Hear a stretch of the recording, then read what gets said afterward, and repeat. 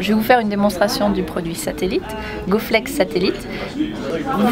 Voici le produit. Donc à l'intérieur, vous avez 500 Go, une batterie et un routeur Wi-Fi.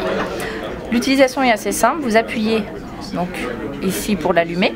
Donc vous avez deux LED, une LED correspondant à la batterie, une LED correspondant au réseau Wi-Fi.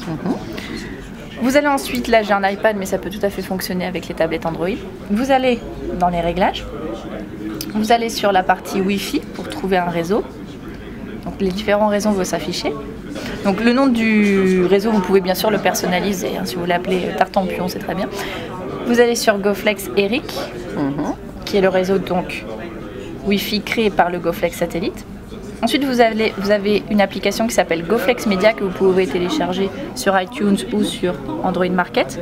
Ou bien, si vous n'avez pas l'application, vous pouvez directement y accéder via Internet en ouvrant une simple page Internet, quelle qu'elle soit. D'accord.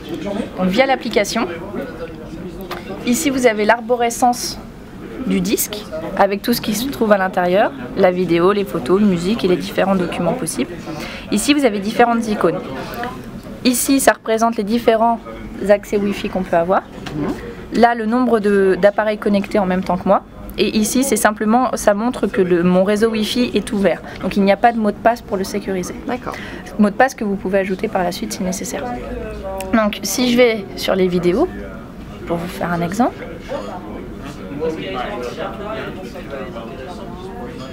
Je lance ma vidéo directement.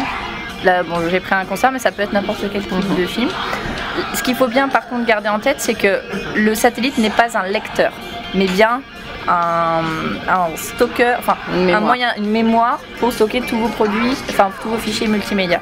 Ce qui fait que si votre tablette ne lit pas, par exemple on le sait avec iPad, ne lit pas les MKV, par exemple, le satellite ne va pas le lire à sa place. Donc il faut bien être sûr que sur votre tablette, ce soit au bon format. Donc on va faire les photos. Les photos par exemple. Et donc on disait pendant la conférence, on peut mettre jusqu'à 3 appareils en flux. Tout à fait, en flux. Lorsque vous êtes en lecture, par exemple sur un film HD, vous pouvez connecter jusqu'à 3 appareils. Si vous êtes sur de la simple visualisation, par exemple comme sur de la photo ou de la musique, là vous pouvez connecter jusqu'à 8 appareils en même temps. D'accord, donc 8 appareils. Voilà. La musique également. Donc là, je suis en train de streamer de la musique. Si je le souhaite, donc je vais sur l'icône Wi-Fi qui me permet d'accéder à Internet en même temps que je suis en train de streamer sur ma tablette. Donc pour une raison quelconque, j'ai besoin d'aller en même temps sur Internet, je peux aller sur le réseau Wi-Fi.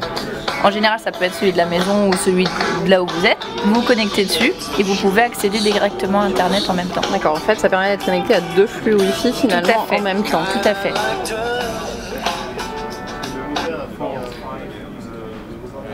Voilà. Ensuite, par rapport à la batterie en elle-même, lorsque vous êtes sur de la lecture d'un film HD par exemple, la batterie peut durer jusqu'à 7 heures.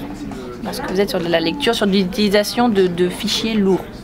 Par contre, si vous êtes sur de la simple visualisation ou si vous êtes en veille, la batterie peut durer jusqu'à 27 heures. D'accord. Donc il y a une optimisation de la batterie grâce au nouveau firmware.